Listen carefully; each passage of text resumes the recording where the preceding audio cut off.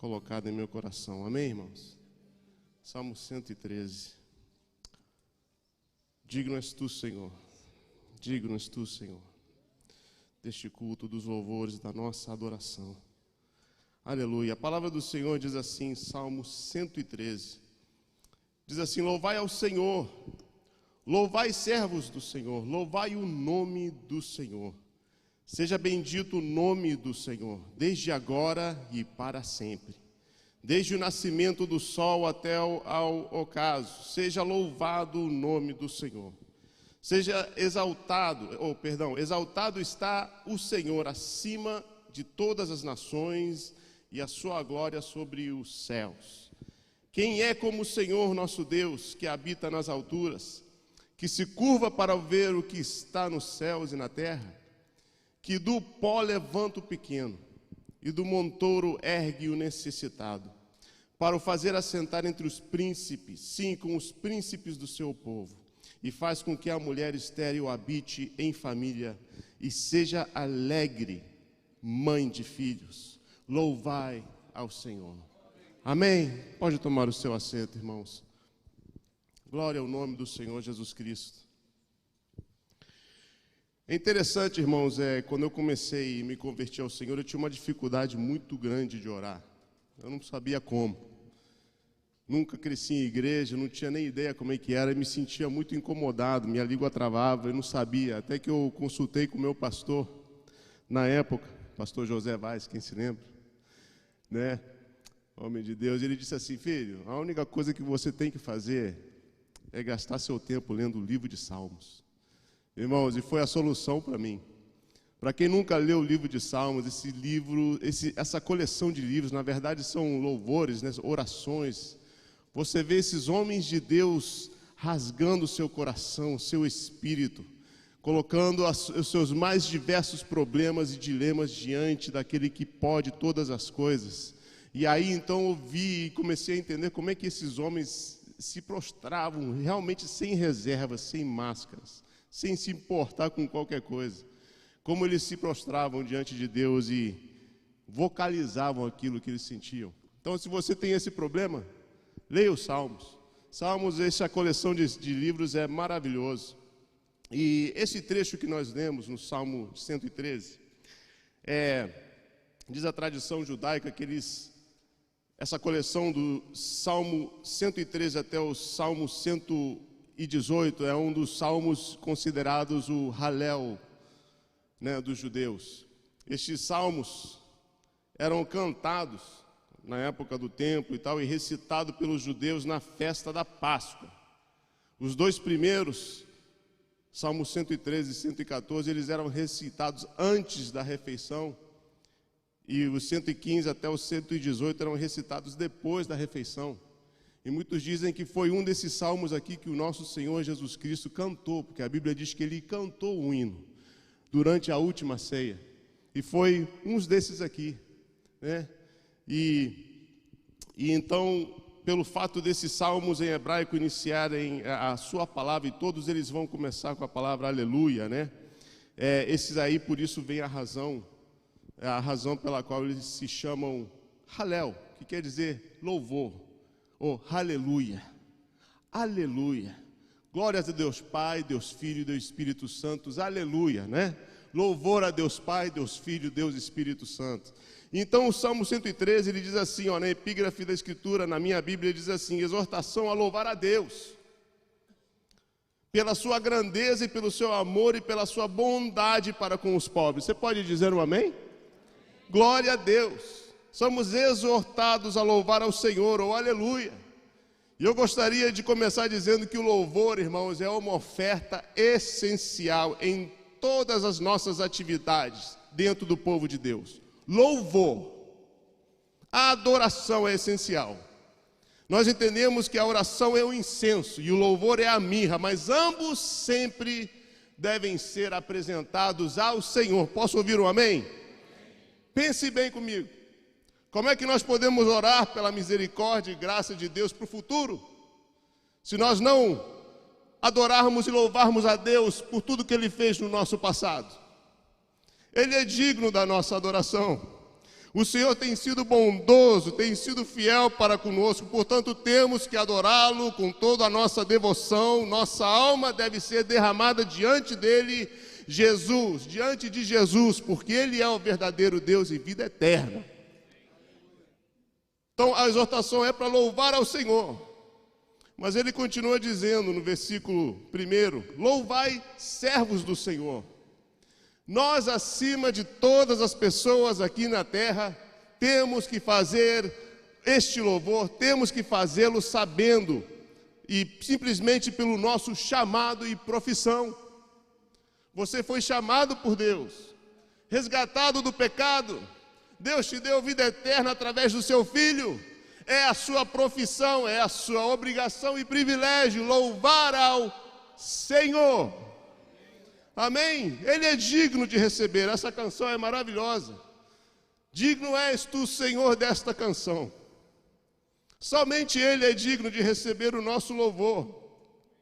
Deus, então, se nós não louvarmos como servos, se nós como servos do Senhor não louvarmos ao Senhor, quem o fará? Nós temos o privilégio. Nós somos o povo mais próximos a Ele e devemos, com sinceridade e com uma gratidão amorosa, não murmurando, não por vanglória, não por contenda, mas com sinceridade dos nossos corações, sempre, sempre, sempre louvar ao Senhor. Nós que somos servos, lembre-se que quando os israelitas eram escravos no Egito, eles suspiravam, eles gemiam, por quê? Por causa da dura servidão de Faraó. Era um povo sofrido, estava sofrendo demais debaixo do jugo de Faraó. E a Bíblia diz que aquele clamor subiu ao Senhor. Mas quando Deus, com forte mão e grande poder, os libertou, aleluia, agora eles não mais gemiam, mas suspiravam de alegria, porque o nosso Deus, Ele é maravilhoso. Ele então agora, eles começavam a se expressar com canções de alegria. Por isso que há esse livro de salmos, louvores, esses cânticos de ações de graças. E tudo aquilo que eles passaram é uma sombra, é um exemplo para nós. Por quê? Porque Ele nos libertou da influência do pecado e da morte e nos deu a perfeita liberdade em seu nome. Por isso nós temos que adorar ao Senhor e somos conclamados a louvar ao Senhor 3 vezes nesse salmo. 3 vezes, nós que entendemos a doutrina da Trindade, somos conclamados a dar louvor a Deus Pai, dar louvor a Deus Filho, dar louvor ao Deus Espírito Santo. Você concorda comigo? Aleluia! Verso número 2, então ele começa dizendo: bendito seja o nome do Senhor. Por que é bendito o nome do Senhor? Salmo de número 100 diz assim: porque Ele é bom e a sua misericórdia dura para sempre. Por que bendizer o nome do Senhor? Por todas as suas maravilhas em nossas vidas. Salmo 107 diz assim: louvem ao Senhor pela sua bondade, louvem-o pelas suas maravilhas para com os filhos dos homens. Quantas maravilhas Ele tem feito na tua vida? De onde Ele tem te tirado? Como é que Ele se moveu na sua vida, no seu passado? Ele é digno de louvor e somente Ele é digno de louvor. E o seu nome é Jesus e Ele está aqui nessa casa. Porque esse dia é dia de restauração. Glórias ao nome do Senhor. E Ele não para por aí, Ele diz assim: e por quanto tempo temos que bendizer o seu nome? É somente o culto da Strong Tower, 2 horinhas só? Não é só no domingo? Sábado e domingo? Não, irmãos, olha só o que ele diz no versículo 2: e desde agora, seja bendito o nome do Senhor desde agora e para sempre. Quanto temos que bendizer o seu nome? É para sempre, eternamente. O salmista não poderia pretender que o louvor divino cessasse nem uma data futura, em uma data longínqua. Ele diz: é para sempre, em referência ao louvor de Deus, deve significar a duração infinita. Nossos corações podem deixar o louvor ao nome do Senhor em algum momento? Será que nós Vamos poder nos calar? Podemos, será que imaginar um período onde os louvores da igreja e de Israel não mais subam até o trono de Deus? É impossível, irmãos, é impossível. Deus, Ele é um ser supremo, digno de toda adoração e louvor aqui na terra, e por toda a eternidade. Apocalipse diz, olha só, no capítulo 5, Apocalipse diz assim, olha, 5, 9 a 14, e cantavam um novo cântico, dizendo, digno és, Senhor, de tomar o livro, e de abrir os seus selos, porque fostes morto, e com o teu sangue compraste para Deus homens de toda a tribo, língua, povo e nação. E ele, então, Deus, e para o nosso Deus nos fizestes reis e sacerdotes, e nós reinaremos sobre a terra. E ele continua dizendo, e olhei e ouvi a voz de muitos anjos ao redor do trono, e dos animais e dos anciãos, e era o número de milhares, de milhares, de milhões, e com grande voz diziam, digno é o Cordeiro, que foi morto, e de receber poder, riquezas e glórias, e sabedoria, e força, e honra, e ações de graça. E ouvia toda criatura que está no céu, na terra e debaixo da terra, e que estão no mar, e todas as coisas que nele há, dizer ao que está assentado no trono e ao Cordeiro, sejam dados ações de graças, honra, glória, poder para todos sempre. Amém? Ele é digno de louvor. Por quanto tempo? É para todo sempre. É para todo sempre. É por toda a nossa eternidade estaremos louvando a grandeza, a fidelidade do nosso Deus. A única razão que nós vamos poder chegar no céu, pela única razão, foi pelo sacrifício de Jesus Cristo, porque não há nada de bom em nós. E quando chegarmos lá, nunca vamos dizer, consegui. Jamais vamos dizer, consegui. Não. A única coisa que vai sair da nossa boca e dos nossos lábios é obrigado, Senhor Jesus. Eu não merecia, mas o Senhor me salvou pela sua misericórdia. E estou aqui para te louvar e te agradecer. Glória ao nome do Senhor Jesus Cristo. Glória ao nome do Senhor. E o versículo 3, ele é assim, olha. Exaltado está o Senhor, acima, olha só, acima de todas as nações. Glória ao nome do Senhor, eu saltei, né? Desde o nascimento do sol até o ocaso, diz o versículo 3. Desde a manhã até o anoitecer, o louvor e a adoração tem que ser incessantemente elevado diante do trono de Deus. De hora em hora, de leste a oeste, sobre toda a terra, a adoração tem que ser dada sempre à glória do nome do Senhor Jesus Cristo. E agora sim, versículo 4, né? Exaltado está o Senhor acima de todas as nações, e a sua glória sobre os céus. E diz assim, o Senhor está acima de todas as nações. Embora os gentios não o conhecessem, e assim, mesmo assim, o Senhor é o seu governante. Seus falsos deuses não eram deuses, e seus reis eram fantoches na sua mão.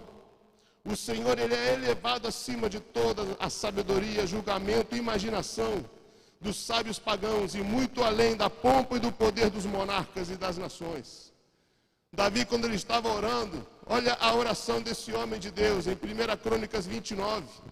Ó Senhor Deus de nosso Pai Israel, bendito és tu, de eternidade a eternidade. O Senhor, ó Senhor, tua é a grandeza, o poder, a glória, a vitória, a majestade, porque tudo quanto há no céu e na terra a ti pertence. Ó Senhor, o reino é teu, e tu governas soberano sobre tudo e sobre todos. Ele está acima de todas as nações, irmãos. De todo poder e principado é o Senhor que está acima. Por isso que Ele é digno de receber o teu louvor, a tua adoração em todo o tempo. E a versículo 5 ele diz assim, quem é como o Senhor nosso Deus? Quem é como o Senhor nosso Deus? Quem é semelhante ao nosso Senhor? Esse é um desafio que jamais vai ter resposta. Aliás, tem uma resposta, a resposta é ninguém. Ninguém pode se comparar a Ele. O Deus de Israel, Ele é sem paralelo, Ele é sem igual, Ele não tem rival. Ninguém pode ser comparado a Ele, e nenhuma das metáforas encontradas na Bíblia podem plenamente e completamente descrevê-lo. Porque Ele é inigualável, incomparável. Glória a Deus. Só existia uma pessoa que conseguiu descrever. Ele simplesmente disse o seguinte: chegaram para Jesus e disse: mostra-nos ao Pai. E ele falou o seguinte: olha, quem tem visto a mim, tem visto ao Pai.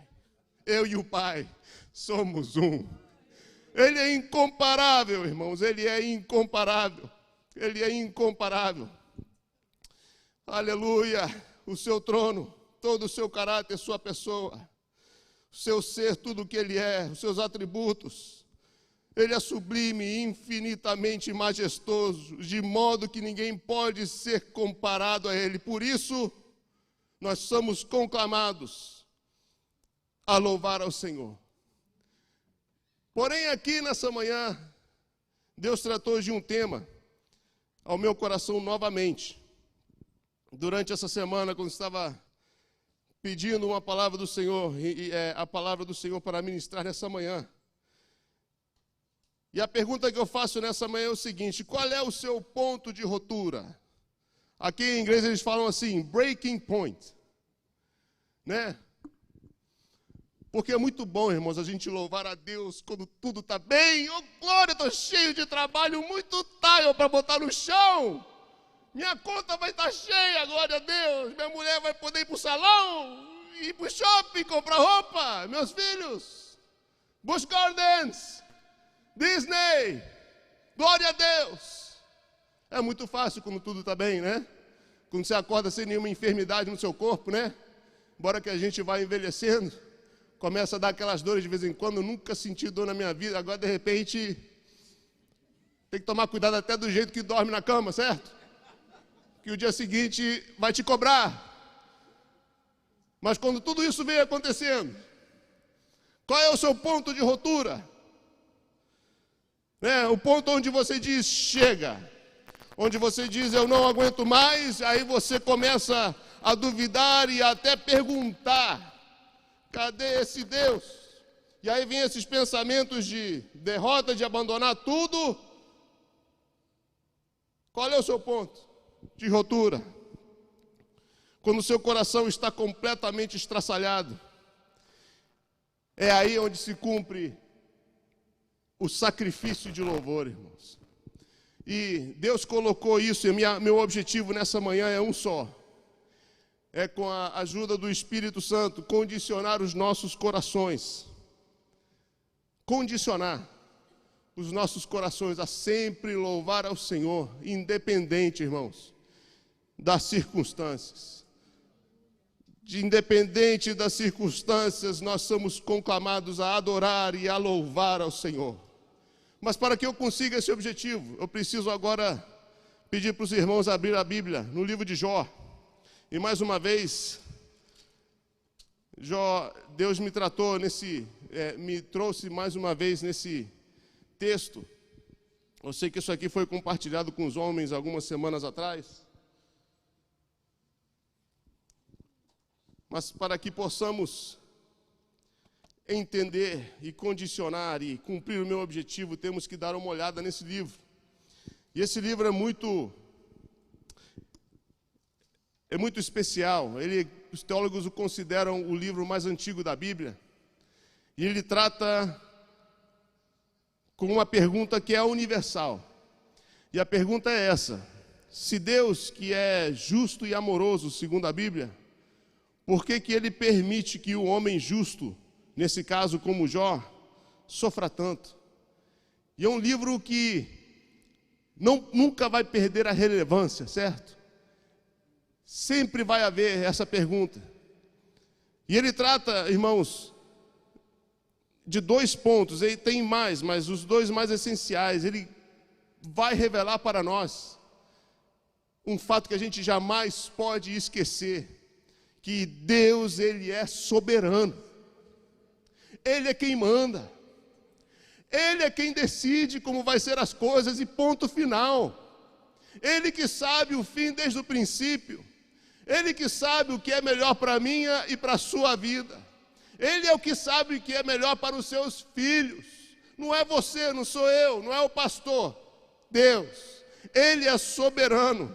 E Ele, então, nós temos que entender que Ele lida com situações e circunstâncias demais elevadas para a compreensão da nossa mente humana. O problema é quando o homem não quer aceitar. O problema é quando a gente teima. Paulo, escrevendo sobre esse tema da soberania de Deus, ele escreve o seguinte em Romanos 9:20. E ele diz assim: olha, todavia, quem és tu, ó homem, para questionares a Deus? Acaso aquilo que é criado pode interpelar o seu Criador, perguntando, por que você me fez assim? Uma das lições com Jó, no livro de Jó, é que Deus, ele é soberano. Porém, o segundo ponto, ele nos faz lembrar o seguinte, que embora os métodos de Deus agir às vezes não façam sentido e pareçam contraditórios e cruéis, como o próprio Jó pensava na história, no seu fim, a gente vai entender que Ele é misericordioso e compassivo. A gente sempre vai entender. Por isso que quando cantamos aqui, todas as coisas cooperam para o bem daqueles que amam a Deus. Esse tem que ser o firme fundamento da nossa vida, sabendo que embora nós não entendamos o que esteja acontecendo, minha vida está de ponta cabeça e não entendo porquê, uma coisa eu sei, que todas as coisas vão cooperar para o meu bem. Todas as coisas vão cooperar para o seu bem. Posso ouvir um amém? E olha só então, o que acontece nesse livro. Eu não sei se todos leram o livro de Jó, espero que sim. Mas no capítulo 1 nós temos a introdução deste homem, chamado Jó. E ele se encontra na terra de Uz. Os teólogos dizem que é lá, na região da Arábia, não é?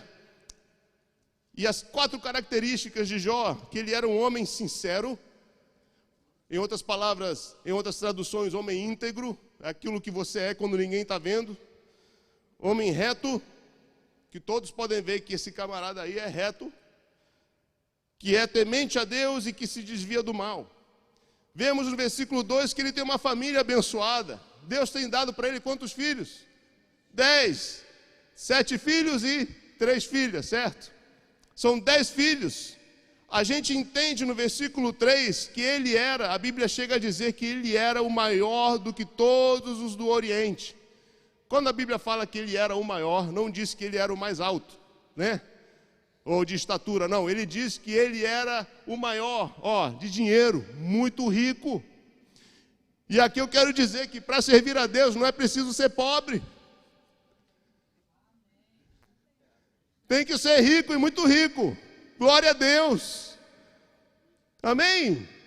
Salmo de número 1, como eu disse aquele dia, bem-aventurado o homem que não se assenta à roda dos escarnecedores, e nem segue o conselho dos ímpios, mas antes ele medita na lei do Senhor, de dia e de noite, e o seu prazer está na lei do Senhor. Ele será como o quê? Uma árvore plantada junto a ribeiros de água, e ele vai produzir frutos na estação própria, e tudo quanto fizer, prospere, irmão.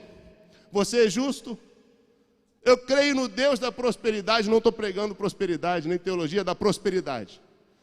Porém, tudo que chegar na minha mão, eu vou fazer o melhor, porque Deus vai me ajudar a prosperar. Isso aí, então, aqui nós vemos que Jó, ele era um homem justo, temente a Deus e próspero. Não tem nada errado. O problema é quando a gente vive em função do dinheiro. O problema é quando o dinheiro começa a nos possuir. O problema é quando nós começamos a fazer o dinheiro o nosso Deus. E como muitos dizem, o problema não é ter dinheiro, o problema é o amor ao dinheiro. Tá? Então nós temos isso aqui, ele é um homem bem de vida. Nós vemos no versículo 4, que seus filhos e suas filhas, e dá vislumbres dessa família, que era uma família muito unida. E nós entendemos no versículo 5 que Jó era um homem de oração e todas as vezes ele era um homem que levantava de madrugada para interceder pelos seus filhos, pela sua família. E ele dizia assim, quem sabe eles blasfemaram contra Deus, ele era preocupado com a glória de Deus. E aí então, depois de falar de Jó e tudo que ele tem em sua família, no capítulo 1, versículo 6, dá uma pausa na história de Jó e começa a entrar numa reunião, né? A Bíblia diz que Deus estava tendo uma reunião com seus filhos, aqui diz filhos de Deus, né? Que muitos teólogos dizem que são os anjos, naquele dia, naquele momento, a Bíblia não dá muito detalhe, mas no meio dessa reunião aparece então Satanás. E ele começa a dizer, irmãos, ele começa então, é interessante que aqui no meio dessa reunião, quem começa a conversa então, no versículo 7, é o próprio Senhor, dizendo, de onde vens? Satanás diz, eu vim de rodear a terra, de passear por ela, mostrando-nos que ele está ativo aí, certo? Que ele está ali nos rodeando, certo? Que ele está ali olhando para a gente, certo? Tentando pegar uma brecha, certo? E ele diz, olha, eu vim de rodear a terra. E é interessante que o Senhor Deus, ele pergunta para Satanás e disse, olha, versículo 8, observaste tu, meu servo Jó? Porque ninguém há na terra semelhante a ele, homem sincero, reto, temente a Deus, que se desvia do mal. Então respondeu Satanás ao Senhor e disse, porventura, Jó teme a Deus inutilmente, ou debalde, como diz aqui na Bíblia? Versículo 10, porventura não o cercastes tu de bens a ele e a sua casa e tudo quanto tem? E a obra de suas mãos abençoastes, e o seu gado está aumentando na terra? Toca, versículo 11, mas estende a tua mão e toca-lhe em tudo quanto tem e verás se não blasfema de ti na tua face. Sabe, você entendeu o que Satanás está tentando dizer aqui para Deus? Ele está tentando, de alguma forma, dizer para Deus que claro que Jó vai te adorar, ó Deus. Desse jeito ali, qualquer um vai te adorar. O Senhor tem dado prosperidade, o Senhor tem cercado toda a sua família, o Senhor tem feito com que os seus bens e patrimônios se multipliquem na face da terra. Tudo que aquele homem toca vira ouro, por causa da tua bênção. É claro que ele vai te adorar. Em outras palavras, Deus, tentando ferir o coração de Deus, olha como ele faz, irmão, é muito sutil isso. Dizendo para Deus, sabe por que Deus, porque Jó te adora? É porque o Senhor o está abençoando, demasiadamente, sobremaneira. A única razão e o único jeito de você conseguir adoração para você, Deus, é se o Senhor o subornar.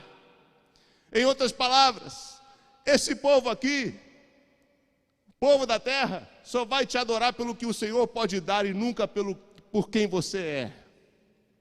E olha, o primeiro argumento de Satanás é esse, que o homem, ele sempre vai amar mais ao dinheiro do que a Deus.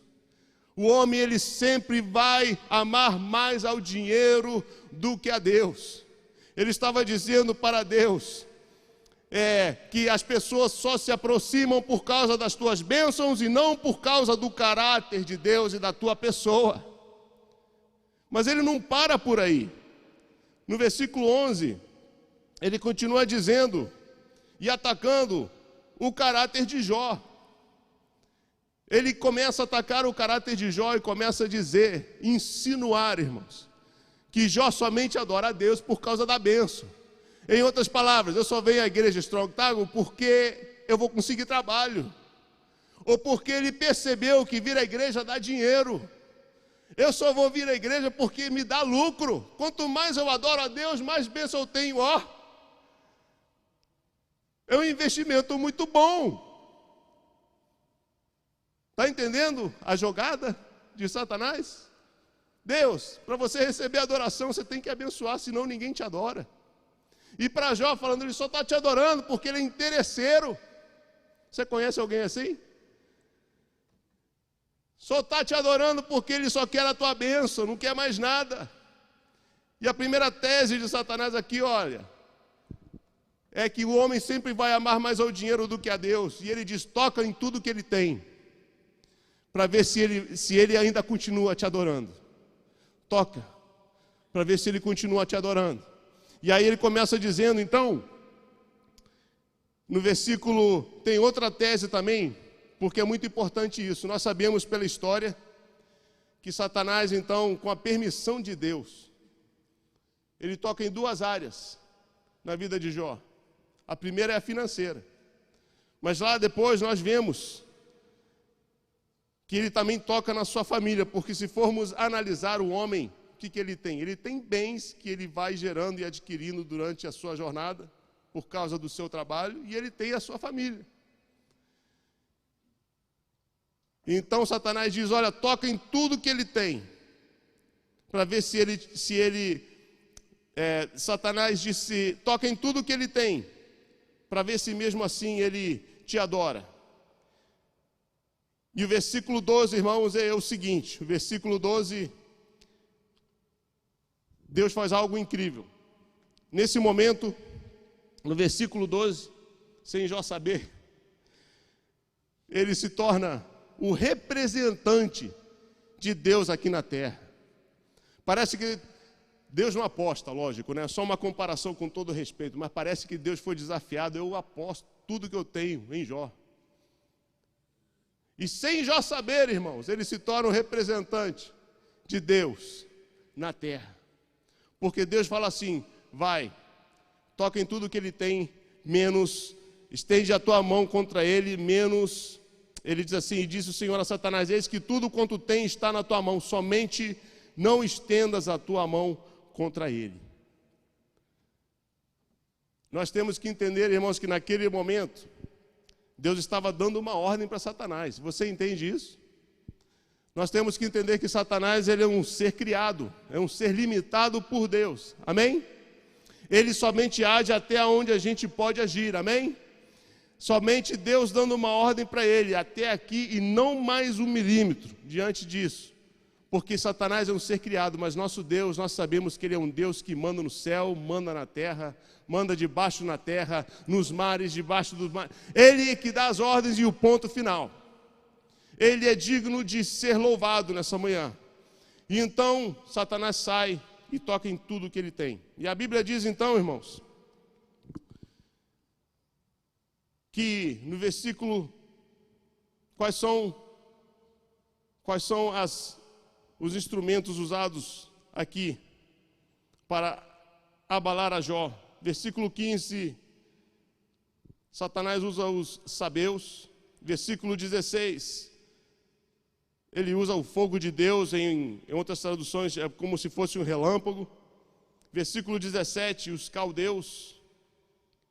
E a Bíblia diz que em um só dia, irmãos, em um só dia, não foi em alguns meses, em algumas semanas, não. Tudo isso aconteceu em um só dia. Vieram esses servos e disseram, Jó, você perdeu tudo. Tudo está, as suas finanças, o seu gado, as suas posses, tudo. Você perdeu tudo. E o argumento de Satanás é, o homem somente vai adorar a Deus por tudo que ele dá. E ele acaba aqui de perder tudo. Como é que ele reage? O colapso financeiro em um só dia. A Bíblia diz que ele era o maior daquela região toda, o mais próspero. Será que Satanás estava certo? Será que Jó vai blasfemar? O que você faria se fosse você passando por isso? Como é que o teu coração reagiria? Teus investimentos e sonhos e planos no Brasil, eu estou juntando dinheiro e de repente você vai e perde tudo. Na recessão de 2007 e 2008 aqui nesse país, a grande recessão, como ela é conhecida aqui na América, quanta gente, irmãos, acabando com a sua vida por causa da perda de dinheiro. Será que Jó, então, ele vai blasfemar? Será que Satanás tinha razão? Não. O homem, ele não consegue te adorar se o Senhor não lhe abençoar. Será que ele tem essa razão? Será que ele vai estar certo? Mas olha como é a reação de Jó, irmãos. Olha como é a reação de Jó, na primeira parte do versículo 21. E ele diz assim, primeira parte do versículo 21, capítulo 1 de Jó, ele diz assim: nu saí do ventre da minha mãe, e nu tornarei para lá. Ele diz assim: olha, o dinheiro é passageiro. Tudo que eu consegui adquirir desde o dia do meu nascimento até o dia da minha sepultura, não me importa, porque isso não me define. O que me define é que eu sou o servo do Deus Altíssimo e que eu vou adorá-lo com dinheiro ou sem dinheiro, com propriedade ou sem propriedade, com muita riqueza ou na pobreza. Isso não me define. O que eu vou e quero ser definido é ser reconhecido como homem que louva e adora a beleza da majestade do nosso Deus, que é todo-poderoso. E é desse jeito que eu vou e quero ser definido. Bendito seja o nome do Senhor. E ele joga por terra a primeira insinuação de Satanás, dizendo que o homem sempre só vai te adorar se ele for abençoado por ti. E aqui nós vemos que Jó, ele não blasfemou. Nu eu vim do ventre da minha mãe, nu eu tornarei. Bendito seja o nome do Senhor. Mas não acaba por ali, porque vemos que ele também toca, irmãos, no versículo 18, com tudo isso acontecendo num só dia, de perder tudo, irmãos. Você já imaginou se colocar na pele de Jó? Nesse mesmo dia, nesse mesmo instante, não foi um mês depois, um dia depois, não, naquele mesmo instante, versículo 18 diz que veio outro servo, com uma das notícias mais tristes que um pai de família pode escutar. Diz assim, olha que no versículo 19, veio um grande vento e fez com que atacou aquela casa nos quatro cantos da casa, aquela casa desabou em cima dos teus filhos, não sobrou ninguém, Jó. Todos os teus filhos morreram. Imagina você nessa situação, irmãos. Como é que o nosso coração reagiria? A outra sugestão de Satanás é que o homem sempre vai amar mais a família do que a Deus. Deus, eu só vou te adorar se a minha família estiver bem. Se não estiver bem, eu não te adoro. Deus, eu só vou te adorar se minha família for abençoada e tiver paz dentro de casa, e meus filhos estiverem bem, com saúde. Se não, nada disso, eu não vou te adorar. Imagina no mesmo dia, irmãos, tendo que enterrar, não é um filho, todos, os 10. Como o coração de Jó devia estar se sentindo? Esses dias ali, eu lembro, quando a minha cunhada, ela falece, lá no Brasil, de um acidente de carro, eu vi a dor que isso causou para os meus sogros, para a Leila. É algo doloroso. Os pais enterrarem os filhos. Nós temos algo que me tocou até hoje, eu tenho a fotinho dele na geladeira lá, o Bruno. Os pais do Bruno estão aí, não sei. Mas como isso marca o nosso coração. Mas o que me conforta é que todas as vezes que eu lembro que eles não estão mais aqui conosco, eu lembro que eles estão na presença dele hoje. E eu me lembro que eles estão muito melhor do que nós aqui na terra, porque estão diante de Deus. Diante de Deus. A Bíblia diz em Salmo 118 que a morte dos seus santos é preciosa aos olhos do Senhor. Mas imagine Jó como ele se sentiu, além de perder tudo, irmãos, ainda perde todos os seus filhos. Como é que você se recupera disso? Como é que você consegue ter energia, força para se levantar no dia seguinte? Pense nisso, no teu coração, como é que reagiria? Será que Jó, então, agora vai conseguir blasfemar?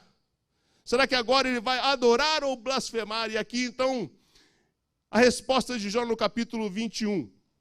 no capítulo 1, versículo 21, na segunda parte, ele diz assim: olha, o Senhor o deu, o Senhor o tomou, bendito seja o nome do Senhor.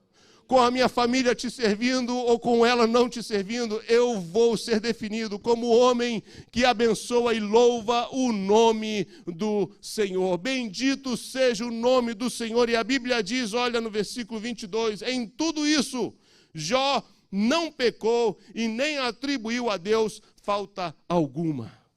A pergunta para vocês nessa manhã é o seguinte: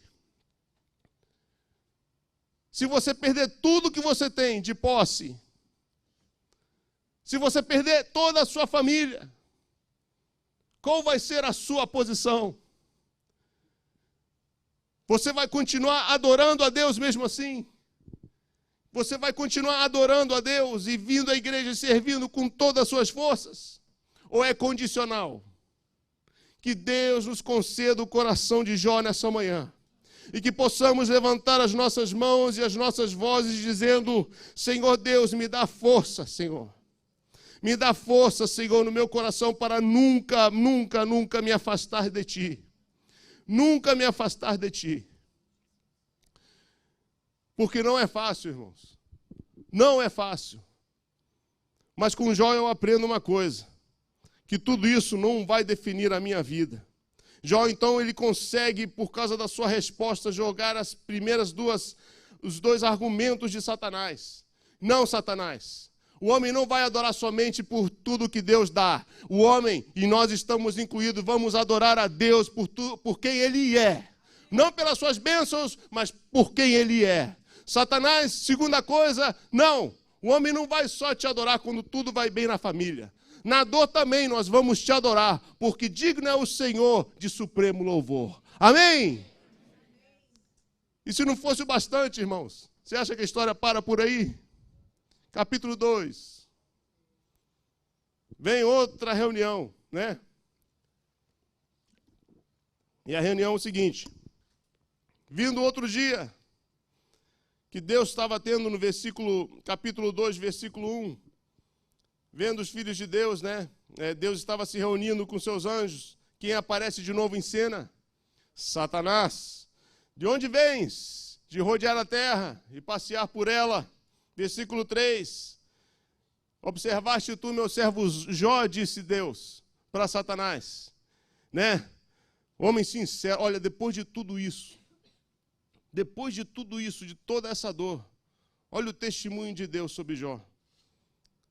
Depois de toda essa dor, Deus o chama de homem sincero, homem reto, temente a Deus e que se desvia do mal. Que o Senhor conserve o nosso coração assim no meio da dor, irmãos.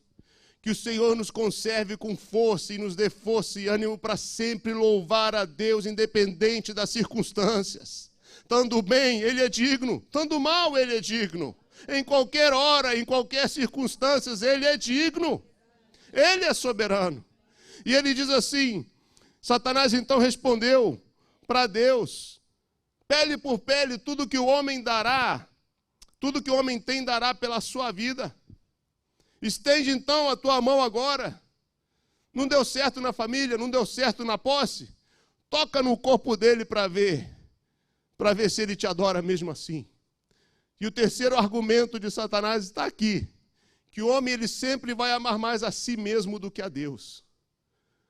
O homem sempre vai visar o seu benefício primeiro, mais do que o benefício de Deus. O homem sempre vai honrar a vida dele primeiro do que honrar a Deus. Será que Satanás está certo?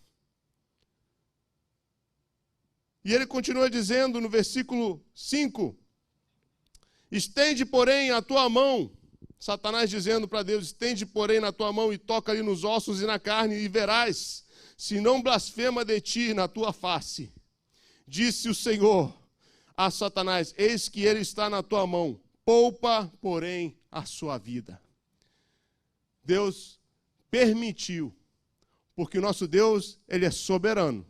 Nosso Deus é quem manda e quem dá o ponto final, e quando ele diz até aqui somente, é até ali somente, e até Satanás tem que obedecer. porque ele é soberano. Mas imagina isso, Jó perdeu tudo que ele tinha, foi do topo da pirâmide econômica para o fundo da sarjeta, como diz, pobre, ficou sem nada. Além disso, perdeu todos os seus filhos. E agora, a Bíblia diz, então saiu Satanás da presença do Senhor, no versículo 7, e feriu a Jó de uma chaga maligna. Começa a ter chagas no seu corpo, infeccionadas com pus, para de comer, fica mal cheiroso. Imagine essa cena. Imagina como estava a sua cabeça. Mas será que nós conseguimos entender e professar Romanos 8, 28? Olha que todas as coisas contribuem para o bem daqueles que amam a Deus. Será que eu consigo entender no meio dessa reviravolta toda? Imagine como estava a cabeça de Jó. Imagine como estava o coração e a cabeça da esposa de Jó. Porque no versículo 9, todo mundo cai em cima, né, dela com uma paulada. Que mulher louca. No momento que Jó precisa de apoio de sua mulher, ela vai e diz o seguinte, o que ela diz? Ô Jó, versículo 9, ainda retens a tua sinceridade? Amaldiçoa esse teu Deus e morre, homem. Dá para perceber que ela também estava amargurada? Ela perdeu 10 filhos, irmãos. Ela perdeu o status de ser a madame, a primeira dama do negócio. Agora ela tem que estar aí pedindo ajuda e arroz e farinha para a vizinha, porque não tem o que comer. Já se perguntou a dor que ela estava passando? Já deu para reparar a dor que ela estava sentindo dentro dela? Que ela estava rixosa com Deus. Amaldiçoa esse teu Deus. Não adianta servir a Deus, Jó. Mas olha o que ele responde. Jó. Ele diz assim, como fala qualquer doida, assim falas tu. Recebemos o bem de Deus e também não receberíamos o mal. E ele diz assim, em tudo, olha o que a Bíblia diz, e em tudo isto não pecou Jó com os seus lábios. Irmãos, só Deus para dar força ao coração desse homem para aguentar tanta tragédia. E glória a Deus, porque no Novo Testamento nós sabemos que Deus jamais vai nos testar acima das nossas forças. Glória a Deus. Deus jamais vai permitir uma tentação e prova maior do que a qual você possa suportar. Glória a Deus. Mas quando a prova vem, irmãos, pense que o teu Deus, Ele é um Pai bondoso, Ele é amoroso, Ele quer trabalhar na tua vida para te transformar em algo melhor. Deus sempre tem o melhor para as nossas vidas, independente das circunstâncias. Porém, a minha função nessa manhã é o seguinte: como está o teu coração? Teu coração está apegado às coisas aqui da terra, às coisas passageiras, ou teu coração está firmado na rocha eterna, Jesus Cristo? Onde está o teu coração? Acima de todas as coisas, guarda o teu coração, porque dele procede as saídas da vida. Então nós temos, irmãos, que sempre nos preparar. Sim, eu oro e em nome de Jesus não vai acontecer, mas eu oro. Eu oro que jamais isso aconteça, mas nos momentos ruins. E Jesus disse, olha, na terra, no mundo tereis aflições. Como está o teu coração? Como está o teu coração? Será que você, nesse momento aí onde você está, você pode fazer uma oração dentro do teu coração e dizer a Deus, Senhor, eu sei que nesse momento aqui, nesse culto, eu vou te adorar independente das circunstâncias. Mas só no momento você vai saber. Mas Deus, Ele é fiel. Deus, Ele é fiel para te segurar e te sustentar no momento da maior tribulação. Eu estava um dia, e eu já estou encerrando aqui, eu estava um dia, irmãos, minha Camila, tem uma filha de 12 anos, 11 anos. 11, eu sei quem é a minha filha. E o nome dela é Camila, o resto a minha esposa sabe. Ela tinha alguns meses de nascida, irmãos. Alguns meses de nascida. E ela começa a ter dificuldade na respiração. A gente corre para o hospital, eu nem me lembro, é bronquialite, algo assim. A gente corre para o hospital. Imagina você sair com a sua criancinha e ela tendo que levar ela no hospital e entubam ela, porque ela não estava respirando. Fica lá um dia, 2 dias, a gente ir lá com ela. De repente, irmãos, eu não desejo isso para ninguém, e por isso que eu falo, eu não entendo a dor que uns pais sentem de enterrar um filho. Mas, naquele momento, de repente, toca um alarme, entra médico e enfermeiro e não sei o que lá, e eu estava assim. Daqui a pouco, só sei que estavam transferindo ela para um outro hospital lá em Tampa, é All Children's, né, lá em Tampa. É o St. Pete, All Children's ou St. Pete, isso. Transferem ela de ambulância, mas de emergência. E eu tudo isso sem esperar, meu Deus, o que está acontecendo? Eu só lembro disso, irmãos. Só lembro disso. Eu tinha que carregar um monte de bolsa, não sei o que lá, e eu descendo as escadas do hospital, porque não podia pegar o elevador. Eu acho que era no 3º andar, no 2º andar, irmãos, minhas pernas ficaram bambas, eu desabei naquele momento. Me lembro como se fosse ontem. Eu desabei. Sabe o que é isso? Desabar? Sabe que você pode... Eu não sei se você consegue entender, você que não tem filho, mas aquele momento eu estava sentindo um peso tão grande dentro de mim. E eu disse, Senhor, me dá força. Me dá força. Irmãos, para a glória de Deus. Naquele mesmo, eu não consigo explicar, mas dentro de mim, Salmo 118, versículo 9, veio na minha mente, não morrerá, mas viverá para contar as maravilhas do Senhor. Não morrerá, mas viverá para contar as maravilhas do Senhor. Eu pude dizer que nem Jó, eu sei que o meu Redentor vive, e Ele vai se levantar sobre a terra. Que o Senhor, então, aquele momento, então, hoje ela está ali, né? Hoje ela está ali, glória a Deus, totalmente restaurada. Mas o que eu quero dizer é que Deus, Ele vai te dar força. E Ele vai te colocar em situações onde você possa crescer. E para que tudo que for feito, você possa dar glórias ao nome do Senhor eternamente. Porque somente Ele é digno de todo louvor. E eu concluo aqui. Que o Senhor possa nos dar força para suportar esses reveses da vida. Nós não temos tempo de entrar no livro de Jó, porque entram em cena os amigos e começa a acusação, e Deus, a cabeça de Jó pira, até que Deus se revela para Jó de uma maneira tão grande, a ponto dele ter uma dimensão e um vislumbre maior de Deus como ele nunca teve antes. É somente no meio das provas e tribulações que você vai ver a mão de Deus atuante na sua vida. Quando está tudo bem, a gente se torna independente. Tem uma música que diz assim, quero ser como criança, te amar pelo que és, né? Voltar à inocência, acreditar em ti, mas às vezes sou levado, mas pela vontade de crescer, torno-me independente e deixo de simplesmente crer. Mas no meio da tribulação, a gente não tem outra alternativa do que olhar para cima e dizer, o meu socorro vem do Senhor, que fez os céus e a terra.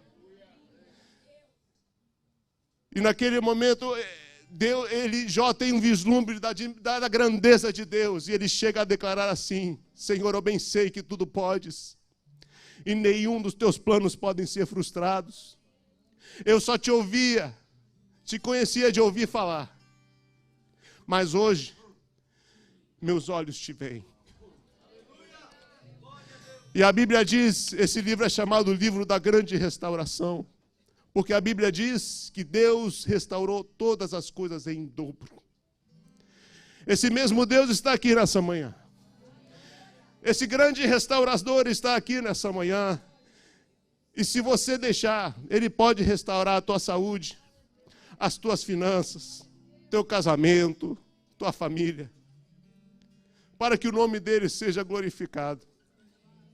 Eu quero encerrar lendo um salmo e louvando também com vocês Porque o Salmo 95 diz assim: ó, vinde, adoremos e prostremo-nos, ajoelhemo-nos diante do Senhor que nos criou, porque Ele é o nosso Deus, e nós, o povo do seu pasto e ovelhas de suas mãos. Você pode ficar em pé comigo? Eu queria fazer um exercício de fé com vocês. Eu queria ver se você consegue fazer essa oração. Eu sei que é difícil. Eu sei que na hora, sim, eu posso todas as coisas, mas só no momento a gente vai conseguir